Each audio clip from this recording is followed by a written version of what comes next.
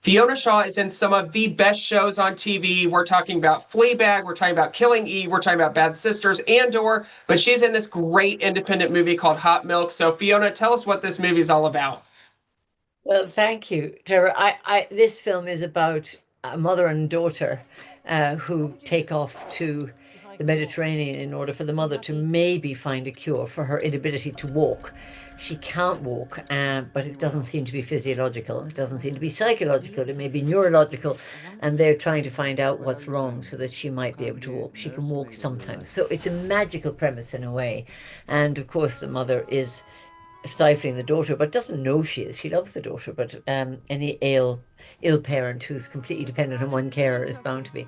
And then the daughter has an adventure during the summer. So it's a really a sort of summer film about existential bewilderment. I think that's what it's about. But Really is. And this daughter, I mean, Emma Mackey, who sex education, Emily, we see on the screen. What is it like building that relationship with her? Because there's so much dynamicism between your two characters. well, we started actually, our first scene was that big row scene in the car. So, if you start, it's a terrifying prospect, but once you do such a big scene first, you kind of know how to reverse engineer the rest of the piece.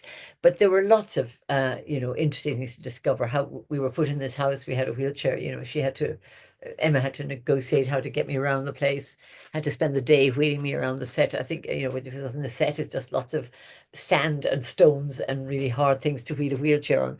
So it was quite difficult for her. So she really got to experience what it's like to have a mother who can't walk. And so, we muddled through it very well, I think. I really enjoyed working with her. I just talked with director writer Rebecca Lenkiewicz, who said you stayed in the wheelchair through almost all of filming, at least when the day part was happening during filming. What was that decision like going through your head to make sure you wanted this to be so authentic as possible? Well, I think when you're doing a sort of immersive part like somebody in a wheelchair, it's not fair on the crew who are also having an imaginative experience.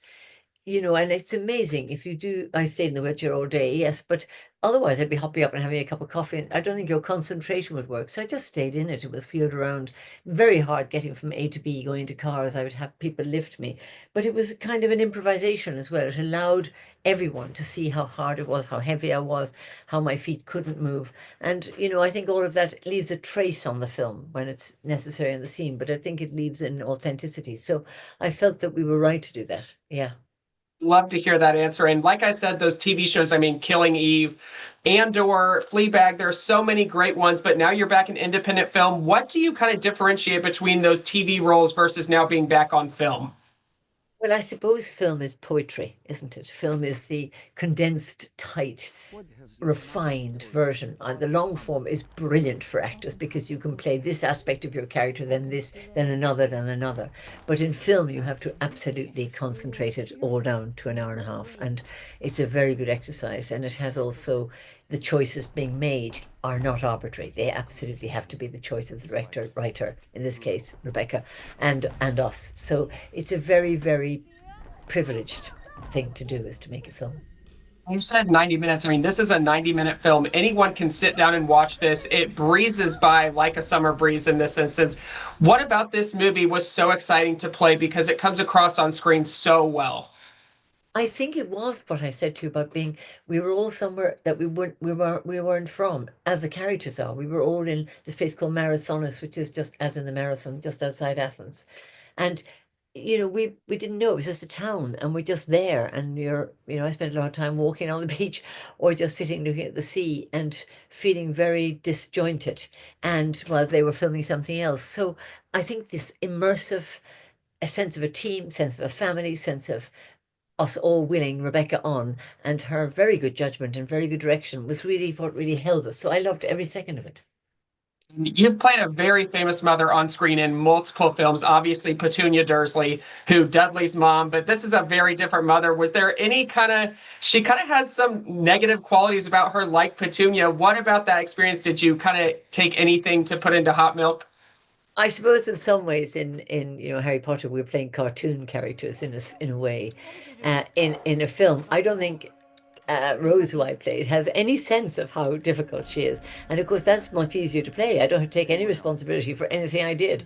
But she also has her own troubles, of course, and she has a huge breakdown in the middle of the film. And I think that that was the thing that preoccupied me during the filming, was I had to get to that point and be as upset as she is, and find, in a way, trick her subconscious into revealing to herself the story that she doesn't want to reveal. And then she goes backwards, it reveals her own story, and then she goes, well, I don't want to talk about that anymore, when it's actually the thing that might free her, because she didn't feel it freed her. I mean, all those things are very complicated and very contradictory, and I think playing the contradiction is what I really enjoyed, the difficulty of contradiction. Breakdown scene, audiences are just going to eat it up. I mean, it's acting masterclass. It is terrific performance. As an actor, how do you get yourself to go to those places? Do you put yourself in that situation? Do you think of things in your own life? What's your kind of process for that? I wish there was a trigger that you could just go, oh dear, bang. Oh, there wasn't. I actually thought about it a lot. I thought about her a lot. I thought about Ireland a lot. I thought about the loss, the wastage a lot. And, we all don't burst into tears all the time. In fact, somebody told me something very sad 2 days ago. And I thought, I think I should cry, but I cannot. But later I did. You don't know when you will weep at something, which is just emotion gathering itself into the body. And I knew I had to get to that place, so I thought about it a lot. I lost a lot of sleep about it. And this is one of those, like you said, it's a good summer film. It's not the typical summer blockbuster that we see on the big screen, but this is a film that is great for the summer on the big screen. Independent film. What do you hope audiences? I mean, we need to keep seeing independent film on the screen so they can keep getting made. What's so important to you about independent film? Well, of course, I hope it's enough to drive us back into the cinemas, because watching a thing with a group of people is different to watching it with your family. We've become so spoiled since lockdown, I think, particularly where we all watch things on our sofa. But actually, when you watch it with somebody else, you realize you're part of a group of people. So I hope it does that. They are phenomenally good because people can make them quite cheaply. The cameras are lighter, the teams are lighter, but the skills are not. The skills are the same. The designers, the directors, the cinematographers, the team on camera. You need to have very highly skilled people who also need the experience to get better themselves at making even better films. So I really hope independent film flourishes. It's also been through bad times before. There was a time in the 80s, I think, when the big blockbusters wiped independent film off the mat, and then back came independent film. So I'm quite hopeful for it. I'm very hopeful. We see these independent movies winning these big awards at these festivals, at the big award shows. I mean, it's so exciting to see that, whether it be a great box office success or it's still just winning these awards. People need to go see Hot Milk in theaters. What do you hope people take away from watching this movie? I hope they recognize themselves in it. It's quite an extreme version of a mother and daughter relationship, because the ailment puts the extremity into it. But actually, it's very much like many mothers and daughter relationships. And I think a lot of people will see a bit of themselves in it. That's what I'd like them to see. And also enjoy the sun and the sea and the sex and the sand. Yes, it is so fun to watch on the big screen. Hot Milk in theaters June 27th. Thank you so much, Fiona. Thank you very, very much, Trevor. You would think Hot Milk in the summer is not your cup of tea, but I'm telling you, this movie is going to be so great on the big screen. I'm talking with director, writer Rebecca Lenkiewicz. So tell us how you came across this story, because it was a book first. The producer, Christine Langan, introduced me to it as an adaptation. And she said, would you like to read this? Would you like to adapt it? And I read it and I completely fell in love with the place, the people, the complexity. And I said, I will adapt it, but only if I can direct it. So I'd never directed before. And so that was where, this story began, something like 7 years ago. This, obviously, like you said, your directorial debut, from writing all these amazing screenplays. She said, first of all, congratulations on that movie. And now here, your directorial debut. What about this script specifically made you want to do this as directing as well? It's three very strong women. That's unusual. It's emotionally all the colors. It's joy, it's despair, it's a love affair, it's a coming of age, it's a mother-daughter relationship, so there's so much emotional material there in this kind of maelstrom. And also I felt like the landscape was going to be stunning. It's set in Spain, we shot in Greece, but just that primal thing of being by the sea and bodies kind of passing each other in space and time. I just felt like it was a film I really wanted to write and direct. These three women you're talking about, I mean, Emma Mackey, Fiona Shaw, Vicky Creeps, just a masterclass in acting on the screen. What was it like when you kind of knew these were the three women? I mean, I can't think of more perfect women to portray these roles. Yeah, it was euphoric. I kept sort of pinching myself. Fiona came on at the start and I was just delighted because she's a legend in our country. And then Vicky came on quite soon after. And again, I kind of thought I'll believe it when I see it, these two on a set in, Greece or Spain or wherever. And then Emma came on and I just kind of thought you just could not wish for three, not only strong, but brilliant, generous, open, fantastic actors. I really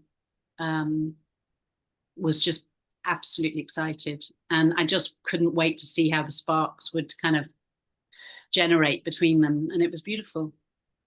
In some of your writing projects, you've worked with some really powerful, strong women on the acting side. I mean, Carey Mulligan, obviously, and She Said, and now these women in this movie, Hot Milk. So what about that? I mean, obviously, they're drawn to your work, drawn to your stuff. What about that relationship is special to kind of help them on this journey in these different projects?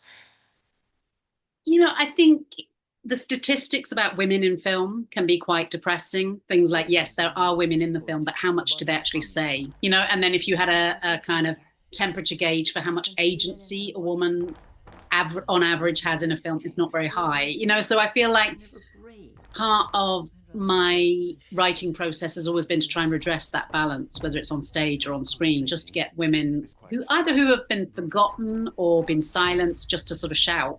And so, people like Carey Mulligan and Zoe Kazan, and She Said, just these incredibly strong, brilliant investigators, these reporters. It's kind of just inspiring to see, a female story that is not about, packing lunches. I love it. And in this story, it's about deeply complicated women and how they affect each other. So it's not exclusive to men. Men are in it, and I think that men can really enjoy the film. But I think that the extent of the female energy and power is, impressive, and I enjoy that. Thank you for being such an advocate for all of that. And filming in Greece, like you said, it takes place in Spain, but what was it like filming on location in Greece? I mean, it's beautiful scenery in the background that we see here. It was amazing. There was a beautiful Greek production company, Heretic, and the crew were all Greek, and they never complained about the heat. It was 45 degrees some days. Some days we had to change the scene into nights because it was illegal to film. Some of our sets burnt down in wildfires, so it was kind of like, it was dramatic.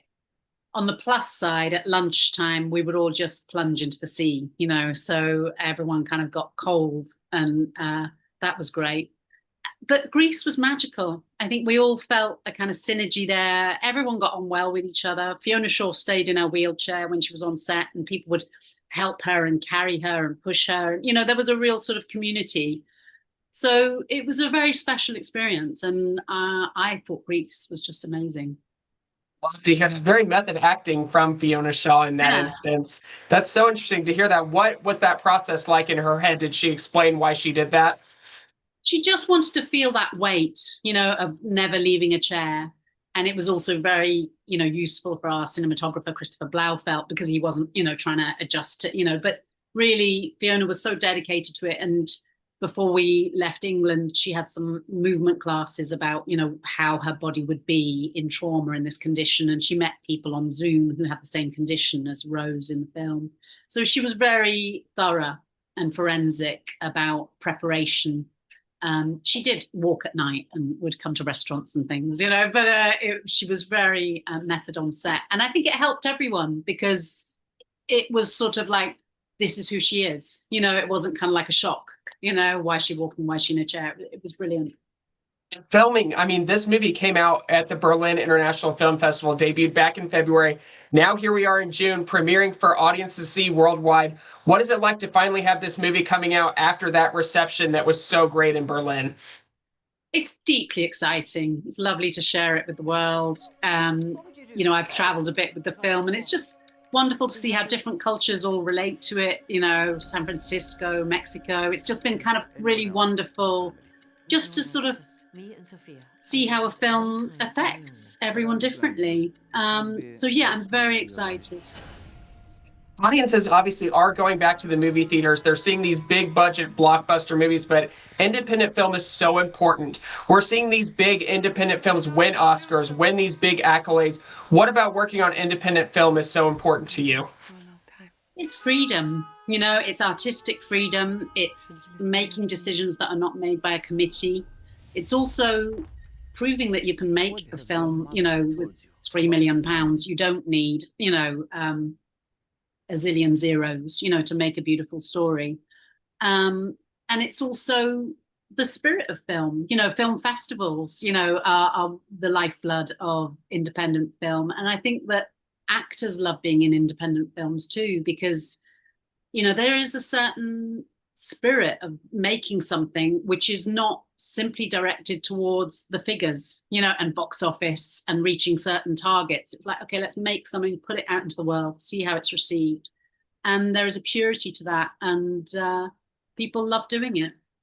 I'm so right about that, because these films, they aren't getting criticized. Oh, it didn't make this X amount of the box office. They're calling it a flop or whatever, because these independent films are so important in themselves. Mm-hmm. And I mean, this movie is so important. What do you hope audiences take away after watching this movie?